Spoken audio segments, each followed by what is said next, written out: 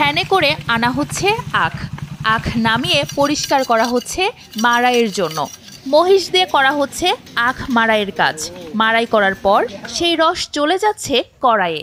আখ মাড়াইয়ের এই আয়োজন লালিগুড় তৈরির। লালিগুড়ের জন্য প্রসিদ্ধ ব্রাহ্মণবাড়িয়ার সীমান্তবর্তী বিজয়নগর উপজেলা। শীত মৌসুমে উপজেলার বিষ্ণুপুর, দুলালপুর সহ বিভিন্ন গ্রামে কৃষকরা ব্যস্ত বিশেষ এই রসালো গুড় উৎপাদনে। মানুষের দ্বারা 150 টাকা কেজি ধরে বিক্রি করি। বিভিন্ন অঞ্চলের লোক আইতাছে নিতেছে আইতাছে, লোক বৈশা রয়েছে, অনেক দূর চাইছে এরা 5-7 কেজি লালি নিয়ে। আখের রস চুলায় 3 থেকে 4 ঘন্টা জাল দিয়ে তৈরি করা হয় লালি গুড়। সুমিষ্ট এই লালি ছাড়া পিঠাপুলির স্বাদ যেন অনেকটাই ফিকে ভোজন বিলাসীদের জন্য।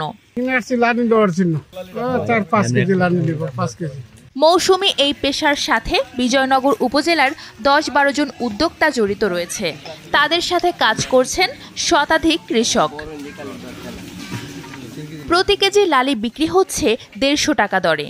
সেই সাথে আখের রসের স্বাদ গ্রহণ করতেও ভিড় করছে ভ্রমণ পিপাসুরা। ব্রাহ্মণবাড়িয়া জেলা সহ আশপাশ জেলা ও উপজেলাতেও রয়েছে এর চাহিদা।